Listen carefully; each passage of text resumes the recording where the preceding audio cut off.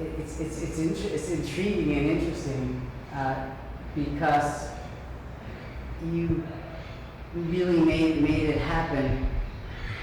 And you talked about coming from a developing country and kind of having a certain like freedom just to try things. So maybe that maybe it's almost as though innovation and creativity can be spurred by being in a free environment where the expectations aren't pre-established. I don't know. I mean, I don't want to put words in your mouth, but what is it? No, you're absolutely right.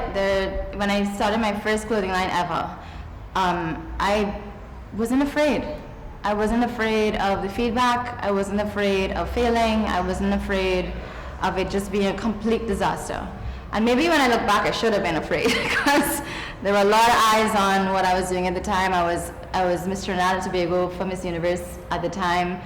I really didn't pay too much attention to that. I mean, maybe I was more nervous than I remember, but I do remember just kind of going for it. And there was this liberation for the fact that fashion design at the time belonged to the established designers. There was not yet a new crop of young designers. So I knew that I was sitting in my own category, in a sense. And that was liberating to begin with. The fact that I wasn't a trained fashion designer kind of released a lot of what I guess would otherwise be considered restraints or rules or guidelines or parameters. I didn't have any of those. I didn't know what I was doing wrong because I didn't know what I was doing right. I had no idea. And the same thing happened to me on Project Runway. A lot of the times I was next to other designers who'd had years and years of experience in construction, in design, working for other lines, working for other designers, knowing technically and otherwise exactly what they were supposed to do. And in some ways they were handicapped by that. And even though I went on set and I really felt handicapped by not having any skills, it worked in my favor. But it did take me recognizing that. It did take me knowing that I had a strength where other people saw weakness. And it did take me it did require me having confidence in what is otherwise considered the possibility to fail. And I think that that's something I try to remember in everything I do. Trinidad and Tobago internationally Tobago is known for tourism. Trinidad is known as oil and gas, with methane and methanol and all of the upstream and downstream energy things, LNG. And yet there seems to be a creative industry, a number of creative industries, whether it be theater, the movies, art, music, design.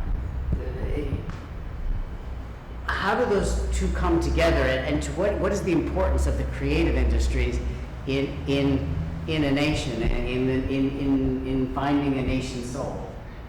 Oh my goodness, I think you've said it right there, that the soul of a nation is in its creativity, because the essence of a human being is in that amazing, unique gift that we have to create. Not every animal or other organism or other species has that. We have the combined divine gifts to imagine and create based on our imagination. And if we don't channel that, then we become one of many. If we do channel it, we take things like a beautiful and rich and, we're very blessed to have the resource of oil, and you take that and you create the steel drum. And those two things are married, and we can't extricate ourselves from the creativity that is natural to us. It comes out of our pores, from the music to the dance to, like you mentioned, the theater.